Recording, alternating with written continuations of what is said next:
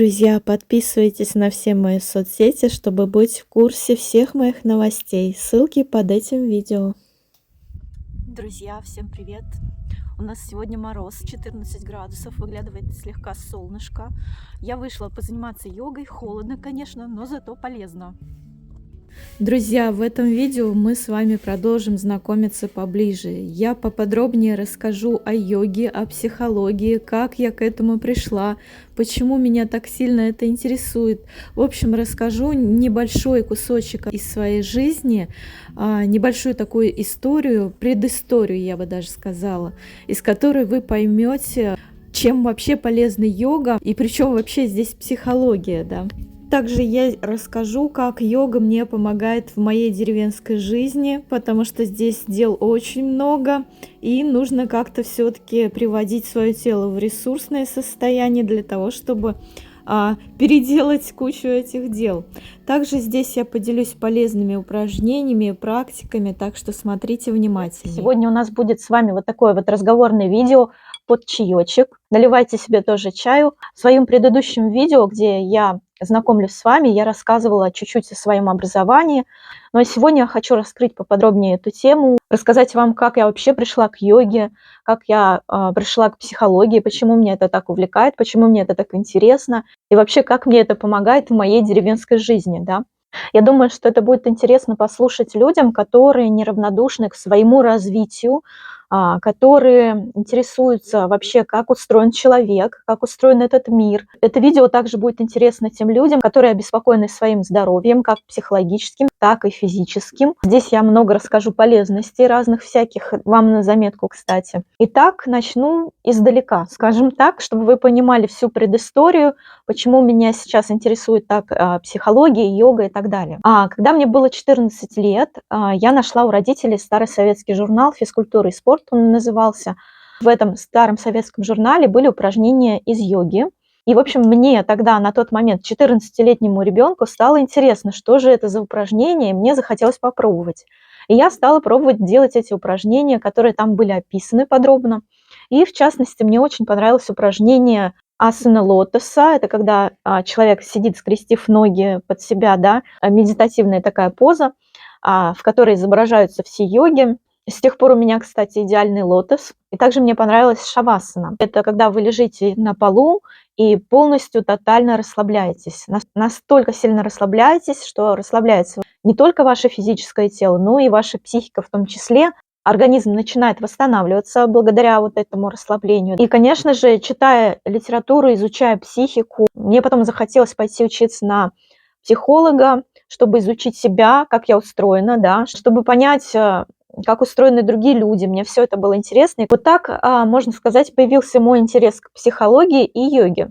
И когда я закончила школу, я, конечно же, поступила учиться на психолога. Там в процессе обучения, значит, где-то на курсе 3 я устроилась на работу психологом в комплексный центр социальной защиты населения. Работала там с группами пенсионеров, а также работала с группами детей из неблагополучных и малообеспеченных семей. И когда подошло время защищать диплом, нас попросили найти научного руководителя, который будет помогать нам писать диплом. Тема дипломной работы была у меня влияние аутогенной тренировки на психоэмоциональное состояние людей. И на тот момент я как раз-таки уже работала психологом 3 года в комплексном центре соцзащиты населения. И мне выдался прекрасный случай защитить диплом, провести практику для этого диплома как раз-таки у себя на своей работе. Значит, для практики, для своего диплома я взяла 2 группы пенсионеров. Одна была у меня группа экспериментальная, с которой я непосредственно работала, проводила эксперимент. И вторая группа контрольная, которая, как бы для сравнения была, для сравнения с экспериментальной группой. Значит, какого рода были мои исследования? Я исследовала то, как влияет аутогенная тренировка на психоэмоциональное состояние людей, и в том числе на некоторые аспекты их физиологии, скажем так. К слову сказать, я немножко здесь сделаю небольшую ремарку. Аутогенную тренировку придумал немецкий психотерапевт Иоганн Шульц. За основу своего метода он взял различные упражнения, техники и практики из раджа-йоги, высшей ступени йоги, которые учат человека владеть своей психикой, развивать свою психику и влиять с помощью своей психики на свое физическое тело, влиять на здоровье своего физического тела, на состояние своего физического тела с помощью определенных психических функций, таких как внимание, память, воображение и так далее.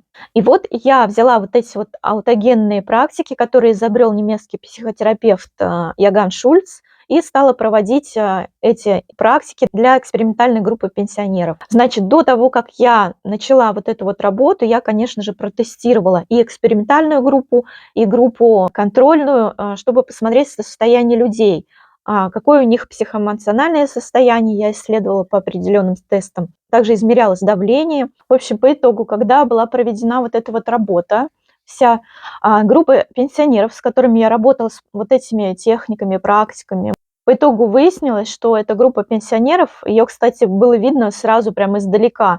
Это была самая веселая группа, самая громкая, самая шумная. Все пенсионеры там были просто вот навеселе, на подъеме, какие-то шутки, частушки. Из них буквально сочился какой-то энтузиазм, оптимизм и так далее. То есть эту группу было видно издалека. Они были очень веселые. Вот здесь я где-нибудь поставлю картинку, вам показать, да, как это выглядело. Психоэмоциональное состояние этих людей во много крат стало лучше по сравнению с той группой, которая была просто контрольная, с которой я ничего не делала, никак не занималась. Вот они просто ходили в этот реабилитационный центр, посещали все досуговые занятия, кроме моего, да, кроме занятий у психолога. А вот эта группа экспериментальная, с которой я работала, мало того, что они были веселые, у них у всех наладилось артериальное давление, что очень интересно. И многие из этой группы, пенсионеры, мне рассказывали: Наташа, как здорово, сгладились какие-то острые хронические заболевания, ушли многие симптомы этих заболеваний. И по рассказам самих пенсионеров, да, улучшилось вообще в целом физическое состояние. У кого-то анализы стали в норме. В общем, вот такой вот мне многие пенсионеры рассказывали из этой группы экспериментальной, да, с которой я работала. Вот. А группа контрольная, с которой я не работала, у них психоэмоциональное состояние осталось на том же уровне, на котором вот было месяц назад, когда там были такие настроения пессимистичные, были разговоры о болезнях различных, пенсионеры друг другу жаловались на различные болячки, на то, как все плохо, тяжело, как в стране тяжело живется, какие политики дураки и так далее. Ну, такие, знаете, настроения обычные для людей пенсионного возраста. И артериальное давление у всех осталось на том же уровне, на котором было месяц назад, тоже в том числе. В общем, по итогу я защитила этот диплом на отлично. Это была самая лучшая работа на курсе, на всем. Меня за эту дипломную работу очень сильно хвалили преподаватели. И даже спустя 10 лет я вдруг неожиданно для себя обнаружила эту дипломную работу в виде статьи в каком-то научном журнале. Оказалось, что мой научный руководитель разместил вот эту вот работу в каком-то научном издании по психологии. Вот настолько была интересной эта работа. И вы знаете, из этого опыта я сделала такой вывод, что, оказывается, наша психика имеет прямое влияние на наше физическое здоровье. Вот эти вот все практики, техники, работа со своей психикой, она непосредственно влияет на нашу физиологию в прямом смысле этого слова. И что, регулируя свое психологическое состояние, мы непосредственно влияем на наше физиологическое состояние, на наше здоровье в частности. В общем, после защиты дипломной работы мне еще больше стала интересна вот эта тема йоги, тема психологии, и я потом даже дополнительно пошла учиться на преподавателя йоги. Причем был забавный случай, как я нашла школу йоги, в которой я в итоге пошла на обучение. В 2015 году, в то время, когда я работала в офисе, у меня была уже офисная работа. Я работала на тот момент в центре и жила на окраине города, и чтобы добраться до дома, мне нужно было сесть на метро и доехать до окраины на метро. Так вот, по пути от работы, от офисного центра, где я работала, до метро, мне попалась рекламная вывеска какого-то йога-центра, где предлагалось первое занятие попробовать бесплатно. Я тогда помню, что я очень сильно в тот день устала, у меня сильно болела голова, просто раскалывалась, я была выжата как лимон, у меня была такая, знаете, очень нервная работа, я разговаривала с клиентами по телефону, не все клиенты были довольны услугами той компании, в которой я на тот момент работала. В общем, я очень была сильно уставшая, мне хотелось отдохнуть, и я подумала: а чем черт не шутит, пойду-ка я зайду, попробую это бесплатное занятие по йоге. От меня, как говорится, не убудет, тем более, что йога меня очень сильно интересовала. После этого полуторачасового занятия йогой у меня резко перестала болеть голова, прошла головная боль. Я себя почувствовала, знаете, как будто я выспалась, я почувствовала, как будто бы я приняла душ, появилась какая-то энергия, свежесть, бодрость в теле. В общем, я просто как огурчик оттуда вышла, и я просто была изумлена. Всего лишь каких-то 1,5 часа, а я как будто бы отдыхала 2 дня, и я потом пришла учиться в этот йога-центр на преподавателя йоги в итоге. Училась я на преподавателя йоги в этой школе 2 года, получается. Там у нас была 1-я ступень и 2-я ступень. И на момент 1-го года обучения, значит, я для себя решила, что хочу сменить род деятельности и пойти работать преподавателем йоги. На тот момент я устроилась в фитнес-центр, где вела йогу для детей. Так я начала свой путь преподавателя йоги, можно сказать, да. И поработав какое-то время в фитнес-центре, я поняла, что там получается у меня не совсем та йога, которой нас учат вот непосредственно в этой школе. В фитнес-центрах требования к преподавателям йоги такие, что там нужно в основном вести такую йогу, которая дает какую-то физическую активность человеку, да. Есть такая ассоциация у многих людей, что йога – это какой-то спорт, это какие-то физические упражнения. Но на самом деле, друзья, йога – это не спорт, это не физические упражнения. Йога – это, скажем так, лечебная физкультура. Если более точно, скажем так, выразиться, то это, наверное, больше похоже на лечебную физкультуру.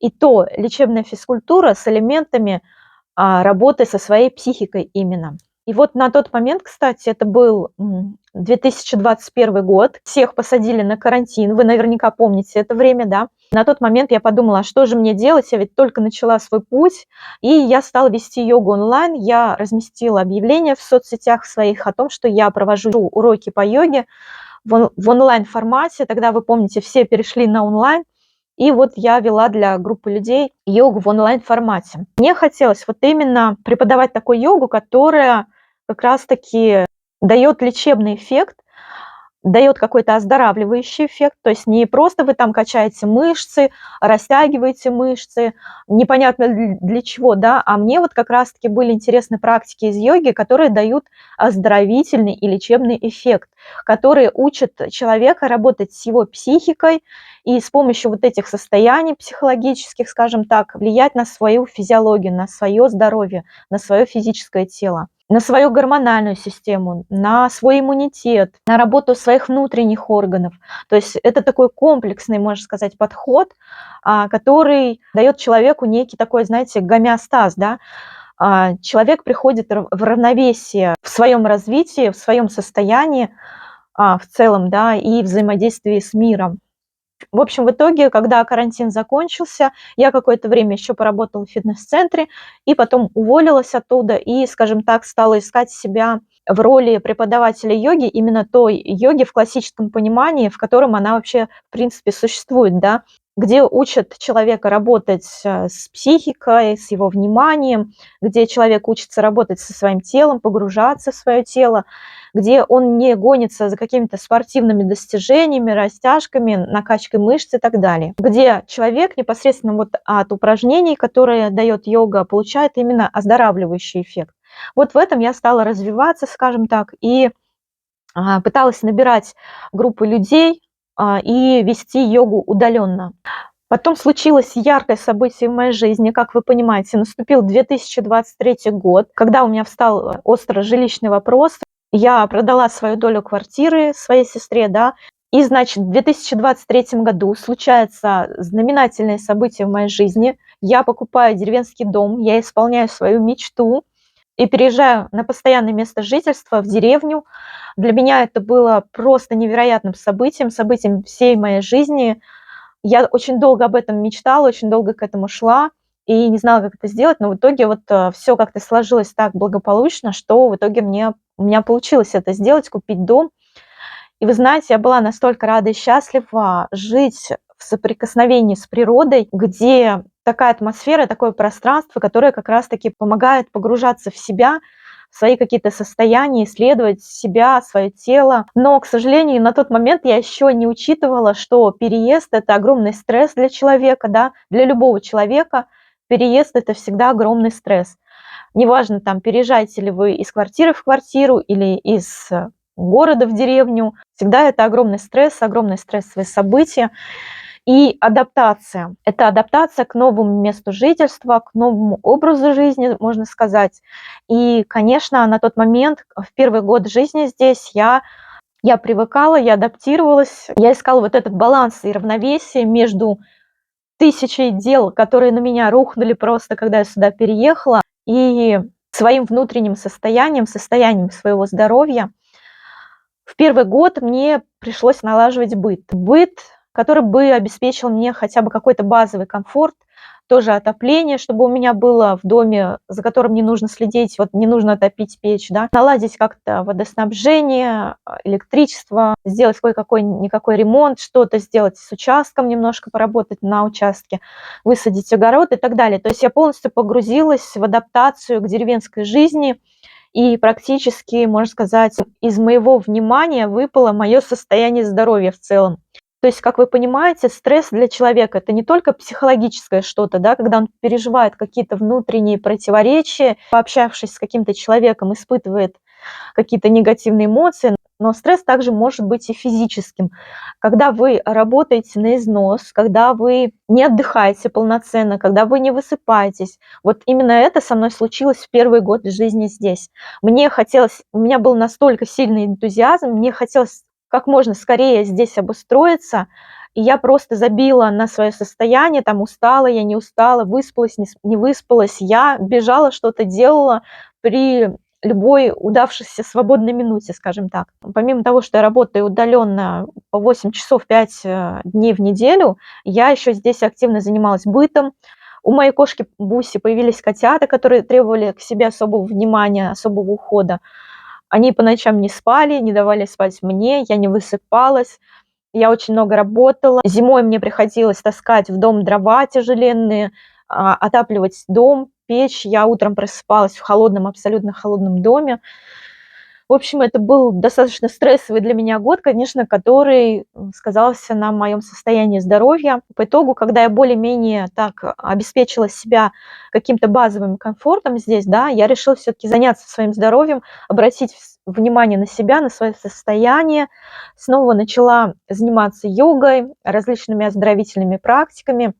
Завела закрытый телеграм-канал, где я как раз-таки делюсь видеозаписями тех видеоуроков, которые я когда-то давала людям, для которых вела йогу онлайн, да.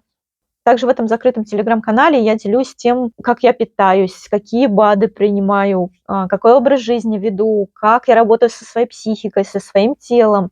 То есть вот такие вот какие-то нюансы из своей практики, из личной практики, да, я делюсь в этом закрытом телеграм-канале. И, кстати, приглашаю вас, если вам интересно, попробовать, что такое йога, настоящая йога. Не та йога, которую дают в фитнес-центрах, где вас учат качать и растягивать мышцы, непонятно для чего, да.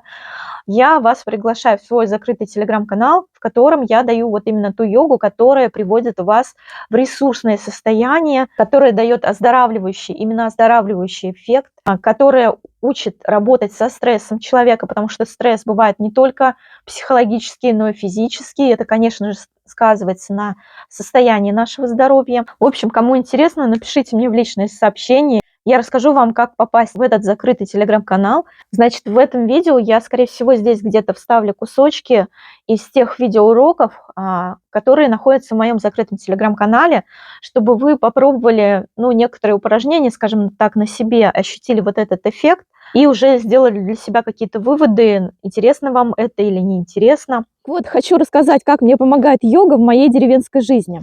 Вы знаете, мне тут кто-то в комментариях написал: Наташа, не проще ли взять лыжи, сходить покататься, сделать какую-то физическую нагрузку такую, мышцы натренируешь и сбросишь пару лишних килограмм. Так вот, друзья мои, нет, не проще.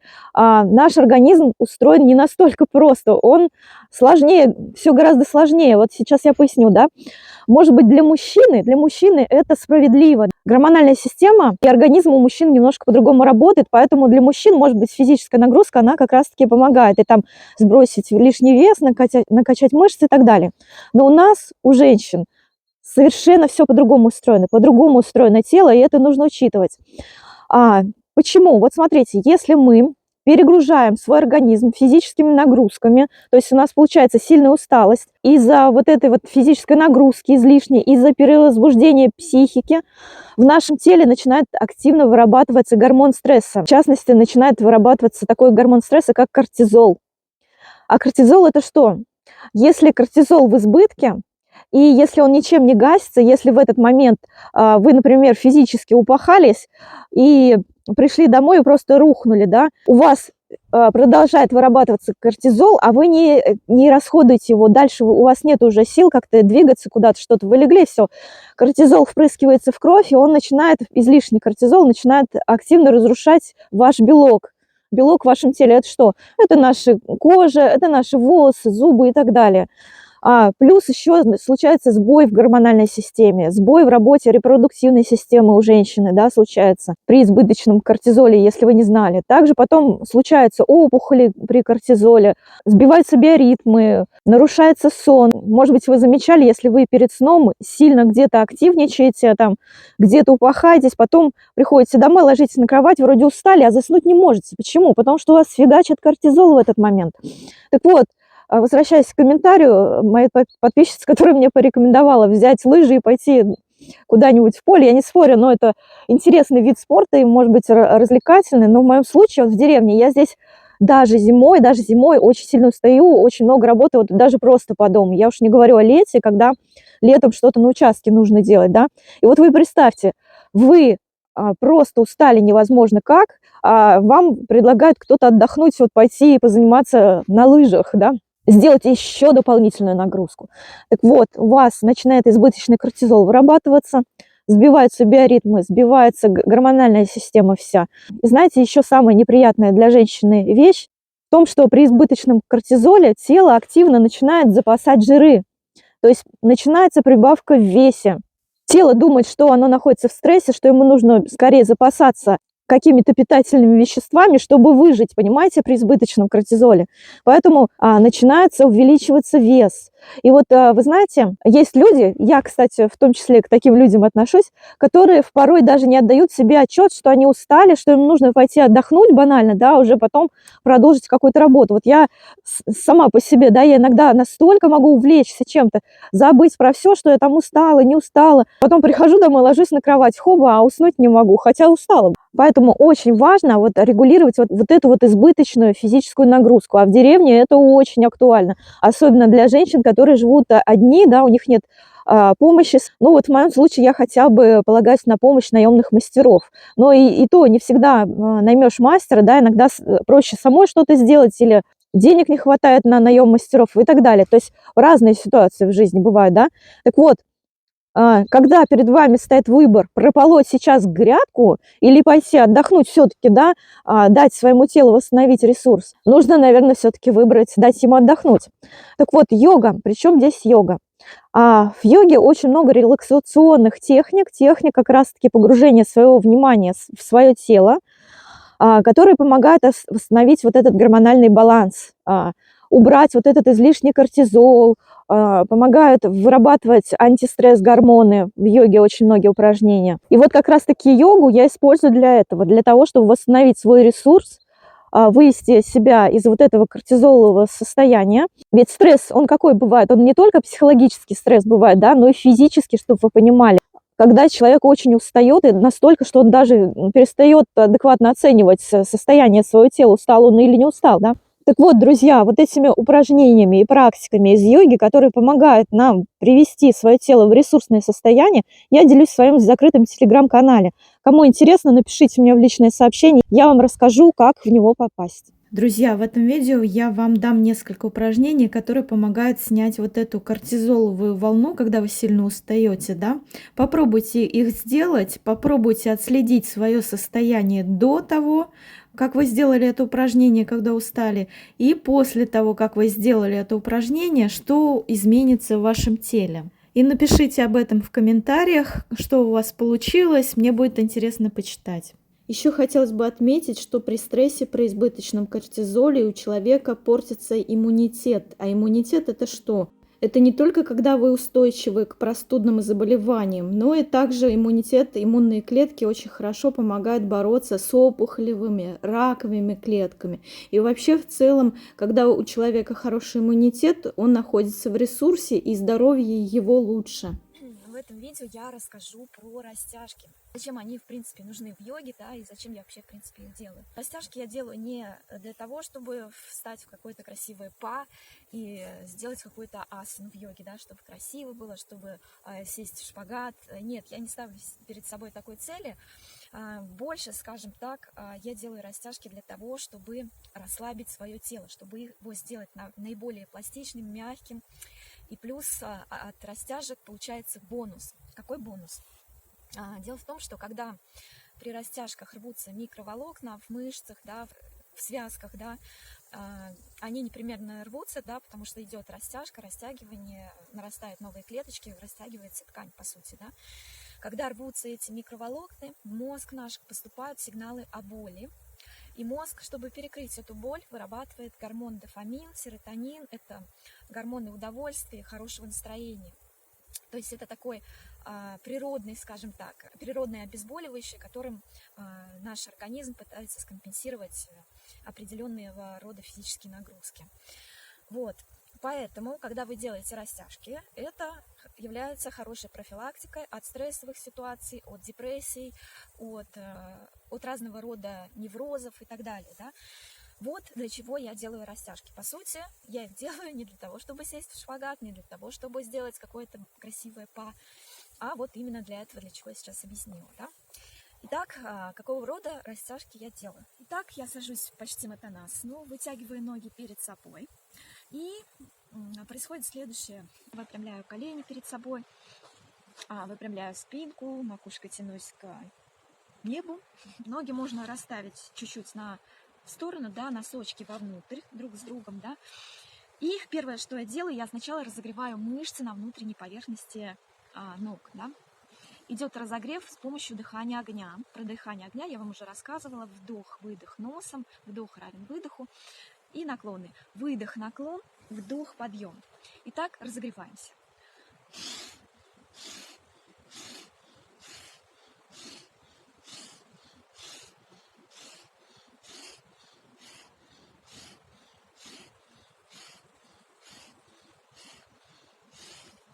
Выдох, наклон. Задержались немножко внизу. Взялись за носочки. Колени можно немножко присогнуть, взяться за носки. Затем выпрямляем колени. И здесь вот в этом положении я создаю уже внутреннюю работу над натянутыми мышцами. Что я делаю? Значит, я в наклоне создаю натяжение, да. И здесь я подключаю уджая дыхание. Короткий вдох носом и длинный выдох закрытым ртом. И при этом мысленно стараюсь расслабить и отпустить натянутые мышцы. Потому что все напряжение у нас в первую очередь в голове. Если в голове мы отпустим напряжение, в теле оно тоже уходит. Самое главное это сделать, справиться с этим психологически. Да? Итак, дышим.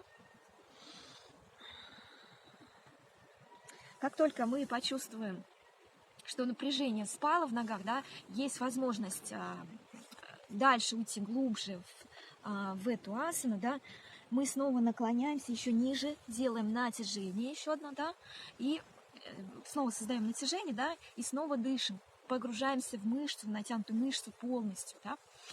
Вот, это первый вид растяжки. Следующий тип растяжки практически такой же, то есть я делаю практически то же самое, но я делаю на каждую ногу попеременно, да, то есть я сгибаю одну ногу в колени, прижимаю ее к внутренней поверхности противоположной ноги и начинаю точно так же разогревать натянутую мышцу на внутренней поверхности ноги. Вдох равен выдоху, дышим носом, выдох, наклон, вдох, подъем. Кстати, нога сгибается вот так, как у меня, не у всех, да, у кого-то, может быть, вот так получится, у кого-то вот так. Смотрите по самочувствию, насколько вам позволяет тело. Самый сложный вариант – это когда вы вообще кладете ногу вот сюда, да. Итак, мы дышим, вдох равен выдоху, разогреваем натянутую мышцу.